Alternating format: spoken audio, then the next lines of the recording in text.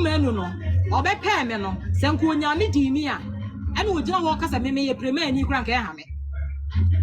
enti wo nyame endi mi nti no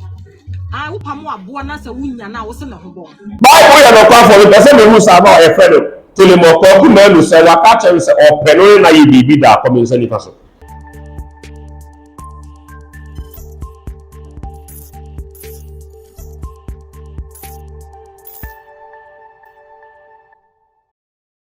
Now go for something say a prophet now quite Elisha Bible no call for away and say yen ka busuafo now kwa no project bebre now with the na otu one amon na nyame atom wadi ni project ni waduma bi ntia fendie ne nza kan wo studio ha ne nkomo no pani be hwe wo se tese enye wo go awo pe obia ma ne mre aho no betim ko se ne susuma papa ide wura dem ha na enya asanketwa eyampa se susum nyuma ne da so ho etiase ye adwuma ene papa ide to ne bo ase no atrechim ekwan wo do ofaso buo nipa wo nipa pempem wa no ne Ghana ne nuanya bebre na edunum nya danse ekese a emei adanse we gun kan fo ba bia saa kwan na obekire yen na saa kwan na wo homa nkofo a na wo pamu a wabi na komo na obi opamu a ni nya ne be di nkomo e odwe de so na ne be social media no so ne the Bible ko for ye ajishemu demonstration ye asemu no kwese what tell no ne oni ko ko menu ayo digital argument o social media no so a anya asoketwa se what tell no say ko ko menu se be brandi atam perform ani wa we do no na kai ti da make bi no seven mo fa nchame enye kasafa o so ko ko menu e pe mi bi ya yanga minti ko ko menu e say mi bi eche Million Zion Felix the video kese so send me super na ensem no no kwa kuba no say na opese want to ready no and I say no ko bi ani Bible ko for the to acha no kwa na ni na wo so so e very ready amamunzu ba hu prophet is seated in the space for me connecting or the sunsu maja na fe yemwa akobojuchire prophet na kwa Elisha Kadajie the great agla great apostol ya meet yes yes yawo obi ba bafie Elisha bafie nti de wo hwe na kwa Elisha bia edi nka me fa sa akwanya yesu me chia me manyina bia la wo hwe me free na kwa Elisha ni agramie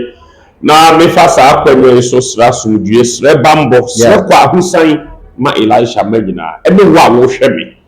akabo so ni nsia ama afi akwa awieye the sra oba ade se o man so ho eso se wo emba eto de den ma wa urade nkura wo nkwam na omfa ye nyina ye ntwa so dwe yes wo mo munyi na ne ye twayo ba ku ko we ye she di bedi ase ajuma we gara ya mi ajuma we gara du bebe wo ajuma we gara ajuma we gara ejida ye be wu ada ho ajuma we gara ya mi ajuma we gara du bebe wo ajuma we gara ajuma we gara ejide ye be wu ya mi ajuma we gara ejide ye be wu ada ho ajuma we gara ajuma we gara ejide ye be wu kofi baba ya mi ajuma yo nyaye ejida ye be wu juma nente kofi baba that's the reason why Bible say yes mpo o de fiase na wo ejuma no eye ejuma ketwa nti for someone obi betena wo so nyame juma eye easy na wo bi de wo ka ewiase nyina wo pa juma den amaninya nsohwe ekom ahohiahia wo mu a eye nyame ejuma because asewia ne so a eye den that's the reason why in the Bible say kwai bitene nipa eye so na ewiye yowu akwai nti ye nipa bebre ba ekwai etere no omuntimi mfa so kwai bi so ne kwai bi so nti okopia so ndi mu na do bunkanka so a ema ne ye deje because Bible me yete ase se kwai kese no yowu akwai be kwai kitwa no na ye nkwa kwai esanse no kure ebi nya bisuo ye de ma dipenti obi apepa kese no so na ye de afa obi ampa asore ni ba ko mienu ni esa na wo obi apa asore ni pe do hu kama pa so ɛno nso ne bonsam kwae no nti deɛ ɔhwɛ na kwae Elisha bi afa nhyɛ ne tim sɛ awieyɛ brɛ mu ɛna yɛwɔ then you need to be very careful sɛ wobɛhwɛ w'abrabɔ yie na atemmuo ɛda hɔ twɛ yɛ nyinaa yɛda se yɛnhyɛ yɛn nkɔmmɔ twetwe no ase yes na nsɛn ɛkame ayɛ sa sɛ nipa de nta meka nipa no yes sɛ ɔwɔ Ghana sɛ ɔwɔ amono ne baabi ɔwɔ bia nipa nkɔmmɔdie ne nkɔmmɔ twetwe na sɛ ɔmo ɛwerɛ ɛna ɔmo gyidie yɛ afiri asɔfoɔ because ɔmo yi sɛ oh ɛsɛ powers ne wɔ bio sunsun ne nyɛ adwuma bio ɛmoa bi wɔ bio patɔ ɛte sa ankasa ana yɛwɔ nkɔfoɔ ɔmo dɛ so kura sunsun mu a ɔmo yɛ mu adwuma paa baby baba asɛm na okay adeɛ baako a Elisha meka ne sɛ onyame a ɔbɔ odi wiase ankasa no ɔde papa to hɔ ɛna ɔde bɔne so ayɛ de ato hɔ nti deɛ wɔhwɛ Elisha mfa nhyɛ nti mu sɛ nyame tumi ɛntwam saa so na bɔne so so nyɛ den ɛntwam nti wiase no wobɛhunu papa at the same time wobɛhunu bɔne nti sɛ wokɔɔ baabi a anyɛ yie ama wo doesn't mean sɛ nyame honhom yɛ den ɛnti hɔ me ne oti aye say abi free fi abi tu ka me ba obi free Takrade and ba me hode from Takrade or say Tadio so then I say Takrade yes na also person otu kwai oba what me kasa na for born and nose why they say nyame to me ho oba ya na otena ase na me se gada chi waba asomdwe nkan na start me dwumadie na ja me so me kendre ene me incense ne niema na me free sunsun na brante ntware me hu niema etwa ne hu ahia tum say yes nsem ye den ewo da ho na fe me start say me kasa no be ma etwo no wafo tum say be ma yemre nti ema wo bi nkan kire wo say nyame tumi ye den eni ho onhia Elisha be say wo hia Elisha na wo ne Elisha akasa dia you see say there is a power tumi let's say that's all tumi na ya bro power nyame power osusu mo fe erade na ya bra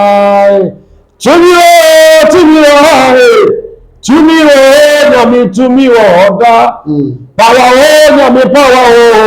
osusu mo fe erade na ya bro what does it mean here tumi na so bi omra me many who say yes to me yes me ni ngofo be miensa enan akasa fa wo yes na omu na ye omu agudwiri yes ase omu no me kasa aye omu won ase na akwa Elisha na wo ye wadafu kwa fo se wadafu bi si ne dia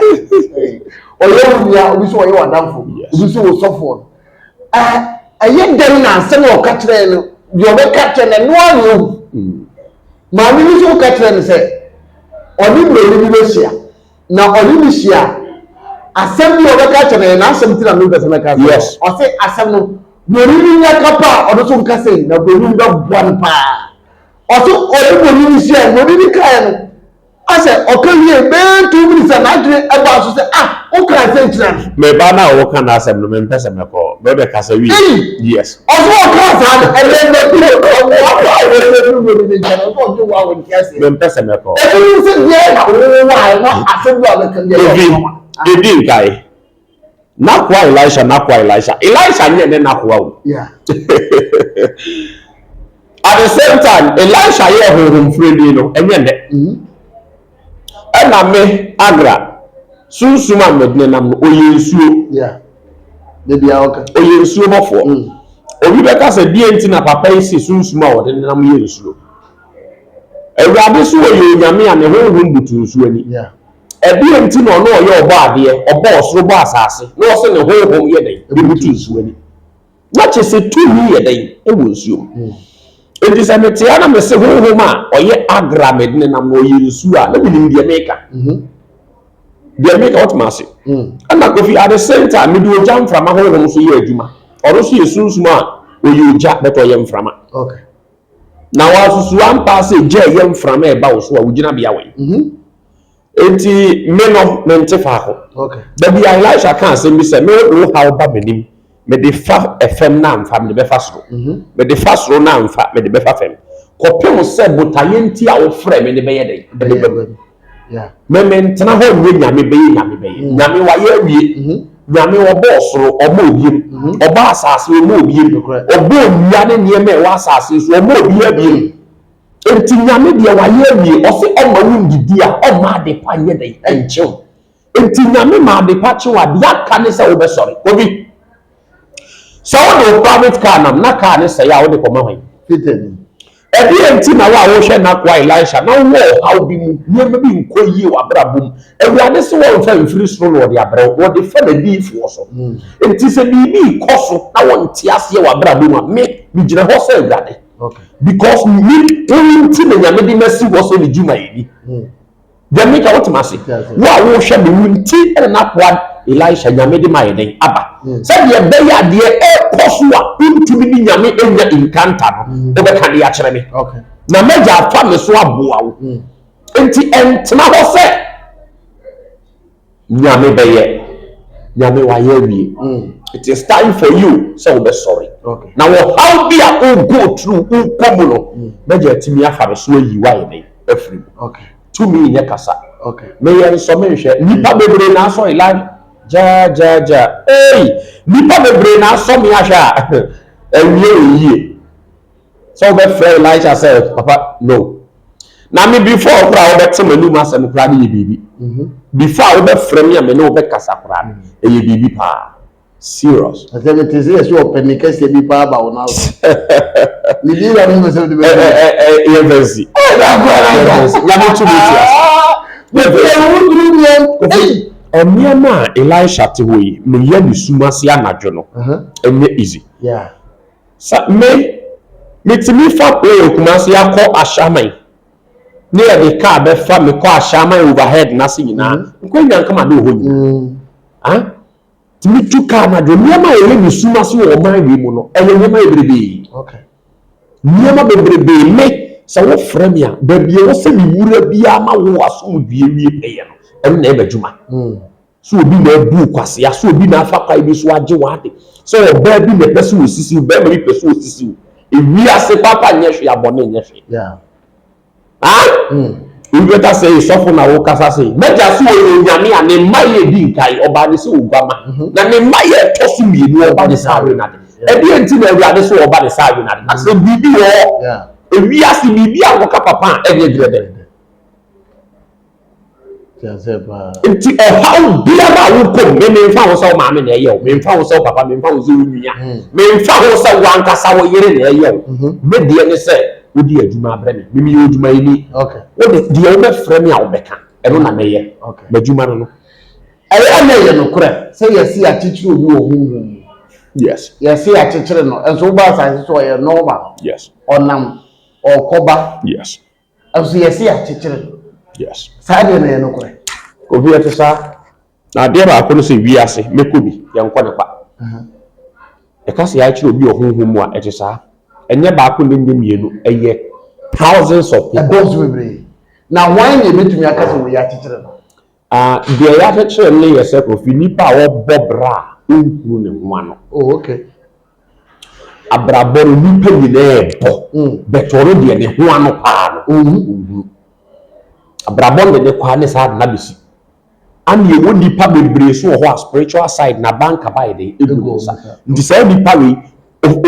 ofije ba eni na he ne sa de ko oba eni na he no asa yi mistake de ne ko because spiritual no ye banka ba de egu sa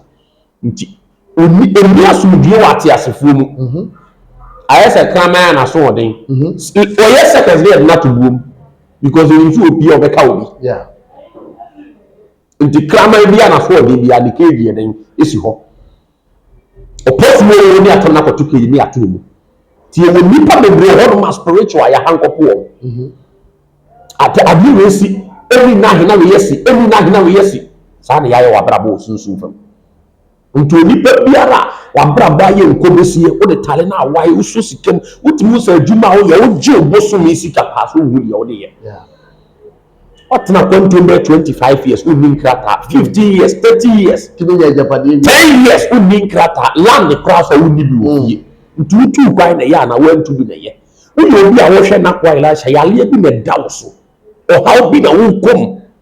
no baby na wa wo na ase wa yesebe wa yarefo ene na kwa Elisha kasa okay ewiase de wa ye bi da de ebo din me kasa kwa okay oh so me kuku da fo cross do me na wa wo hwe me kuku da cross do me na wa wo hwe me ifi me kasa kwa me yeso me nye aha ugu me de no wan kam ya me nkan but o kam be ba de ya hu se wa kan dokwa okay serious inspirational man be yes okay inspirational statement and words yes at the trend group for I mean you know can say bo say so obi to na de wo ba bia wo na dwuma e koso yes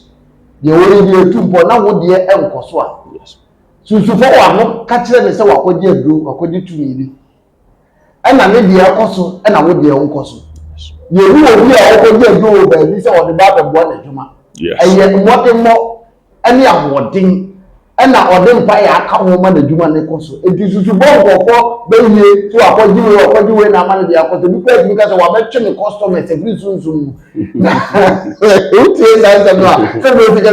me dia bre pa no ka ba to bo mo susu bu pot etisa da se etisa me da se die din kai me fa sa akwanya so the way wakoji sikedro why na be wi ase a wakoji wo hie dro e bi mada kobi sikani banya bi a yesi nyame ehira ohie bi banya bi a sikedro me ka se mi a kiro me store ni udie ni obi die ekoso me die nkoso yeah e die na o se ba utrim anya be nkofo kan no wa twe me customers o de bibia na hye bagu apete bibia gu adwuma ne nti die na o se ba wo so utrim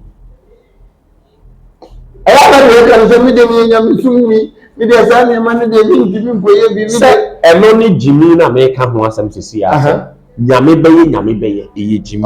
nyame waye enti obi akɔgye drama ne ne na ɛkɔ so abi o to wɔyɛ de die na wɔfa wo so yɛ ɛma wo so yɛ na wo enti obi ni story obi die ni die me ne mo ho ɛkɔ so me die nkɔ so me te ho me gye die ni die wɔyɛ ma ne die ɛkɔ so wo to wɔyɛ de nyame na wo di bi na hwehwɛ ni yie okay because our God all power belongs to him to me na yo nyame dia yeah enti obi akɔduro so ma ne ne na ɛkɔ so a wo de so yɛ Kristo ni hwehwɛ wo de efuo bi o so betumi agyina wachi ama wo so wo ne ma yɛ dɛ akɔ so entena wo mfa wa no nse wo bi adwuma so obi ade aduro e wa bra wa mi ne dɛ ehu yɛ because according to Bible so de wo ne ehu na de hu adanse a ade a wo ka wo so so akɔde adu ɔkɔde na wo nyina ho ana wa andi bi wa ne nka yie wa ne asi kyire bi o so ko fa na tie di ye make out here say enti nipa bia ba wo hwe na kwa Elisha mpanche ne tiri wo se tumi ye ntɔn ye pe tumi ye ntɔn ogoton ba bia ya bida ni supermarket ye shop bia ye pe kira kwan aba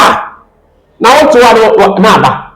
kwa chia mountains ko be bifu ebu wo tie mu furu nyame ko ko hwe be po so ko hwe mi be ebu wo die nti no wotem otema slap no de afiri soro nti tumi ye pe okay lesa wote wa na tumi na ba se be fa me no kana chie nipa mo ni mra wo ho so nipa bi a wo hwe na kwa Elisha ewi ase ya boni awo ye fa na boni sumo da che ba ye ko kan wa se che nyame boni sumo ba che ba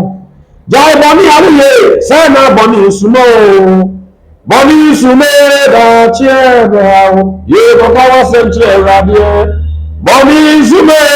da che ba wo me fa sa kwanya so wo wo hwe Elisha obi hwe Elisha enye obi na ye bibi o but boni bi wadi misuma se ene ne brain okay obi hwe Elisha adi bi wa ye tia obi ene ne brain kwase abu bi obi ba na bi kwase abu bi obi oba bi ene ne brain yi se yitu bi wa ye bu brain bi atwa mu ene ne brain ni pe bi wa kase tia no ene ama ne brain nti boni nsuma ti sa wo hwe na kwa Elisha na wo si wiase we da ho pa wo do nsa beguti wiase na ye ho nti adechie bia ne mu nsam adechie bia wo biesie adechie bia ene biesie ti wo hwe na kwa Elisha moja ne nkwa mu Elisha say butayenti a oba wiase no frɛ no na obema wo hunu But once I go social media, yes. Bible no kwa yes. Na yemfa nye movie kakra na. And this is just about a couple of hours ago. Yes. Lady B I find say what telemo akotna ne handle so social media. Okay. In fact, in say na wa kana no shit. I do thing. Okay. In fact, you do one. You do me. So on the yes. Ata kwakumen. Meaning pa na se wa telemo to life for kasi kwakumen nu epe ni se se mpedi fo we masle dada mwani mu epe se obeni na ono no se me wa fa mi wo ma kwakumen nu ti akoda ni time na kwakumen nu ti Zion Felix ti so yes sopa no cancel the break na sebe and some way they activate maybe get the yakko to be yes I mean you mu wa hane ade mentesa but Bible kwafo odo na extra de mu nokure yes ade de enye nokure yes so one ko akoda ya obi atibi Bible kwafo si say enye nokure na nsem ni wa say say what tell me ene yi akwaku no ya ko interview I think 2 years ago okay and on na kika na brabo mu nsem akwaku no I think last year say say one and a boyfriend I interview I must say one boyfriend about the water motor on some more kind something that the president be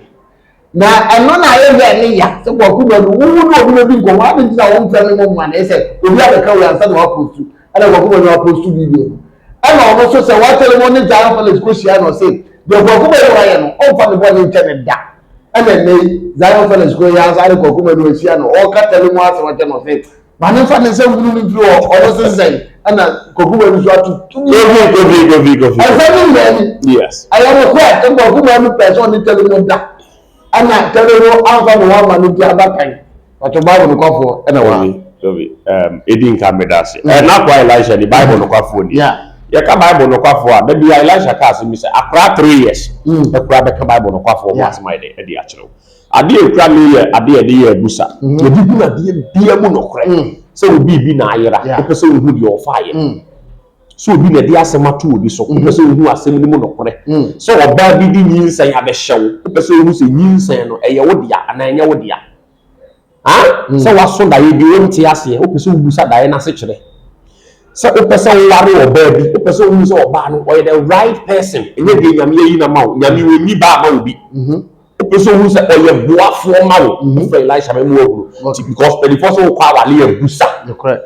so o pese odi sika ba fie e ma obi di ye ajapade ma wo o pese who say ajapade a odi sika na me di pa na be ye yie ana ye yie because you ni pa every ba odi sika be sini so wadi wo aba wo fe so obi e na wo pese wo ye nkrata ma wo humie bi wo yiri bi wo dofo bi wo pese wo be fa be ye yes be ye na enye ye wo fa Elisha me prove no kre ma bo wo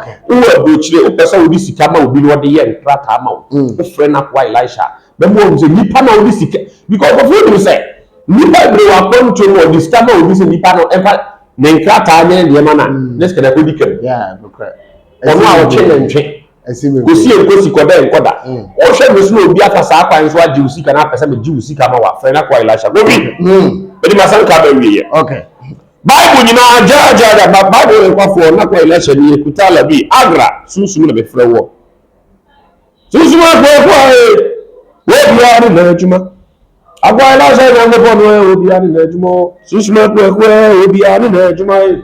o sunsun ma o ti ase obi ari na adwuma Bible oye nokwafo me pese me hunu sa branta e friend kwaku manu a o my Ghana mu ha so oye ni patuntumu a oye ni pakokwa masam ke dinkai oye ni pakokwa komi nsa ni faso kwaku manu eye ni pakokwa komi ni faso tentem onye ni pakokwa na oye ni patuntumu a tware komi nsa wonkum so kwaku manu ye ni patuntumu a ofi Oye patuntu. Yes. Ababa bi a wose e fe no sewa telemo. Odi asem ya beto social media se kwaku manu percent ko ne beta. Me person me hu se asem ababa wa telemo akai. Se ti sa se kwaku manu abi na no ase ne pese onyanko ne be bibi da ko me sabo nkom so. Ko me se ni fa so tem se kwaku manu aka bibi e ti sa da. Se kwaku manu aka bibi e ti sa da. Waka bibi onka bibi e ti sa da ko me sabo nkom so. Se onka so what do you mean was after that change the man ko nse ko for say ana ya ka wa wo de man ko nse bi fa so ne he aha Bible ya no kwa for the person who say about e friend telemo ko ku manu se waka chen se openo na ye bibi da ko me nse ni fa so se ko ku manu aka chen se openo na ye bibi da ko me nse ni fa so tem ko ku manu ka san sara ba wa ya ko me nse ni fa so onka bi oyiwa so what do you mean so oyiwa ofi aha o na ko ku manu so person ni da ababa wa no sebe onyo ba na na ye me da se me yente sa wo gudu pede ni mase eno me ana yo wa min tiasi me maka se me se e di bi na bi a ope yes e ye fame na ope then me huru sa ana se ko ku manu se yemfa spiritual side je den ento ho ko ku manu aka den so ope na ge na oburu ko ku manu so ana ana ni nyambe na oba no wa o de se ko ku manu nti we ase no yemfa yie ndu yie na me na so pa e social media ase no ahunya better yes sanity okay yes sanity nti me fa sa kwanye so o se fe telemo se wa telemo na so di ben no so bi e wona ho tabi e ko de obi baba na kwa Elijah bi o ha bi ala nko wi ase papa nye hwe abone nye hwe fre na kwa Elijah me ma wo hu say there is a power okay amena was etuba na kwa Elijah ya metu weti ase I know great Abraham creator for now kwa Elijah the prophet that me to come on I was standing say the move rough soon was there he does it better he knows it better and I can't say maybe so I dey atray nti baby I will be am e ma wa de nyon tanta enipa wa bo mu asase so do so for the number friend and me to come on obebo ama baby aso I come me din e dey kofi pokupuku one tv no go so here say na first time subscribe like comment and share ma for so enye bi share pa cho Emma bibia ma wutirim efa ya ho ehwehwemu ne ye ehwehwemu no so na akere me ne obi ani asem me de kofi boko me da mo nyina mase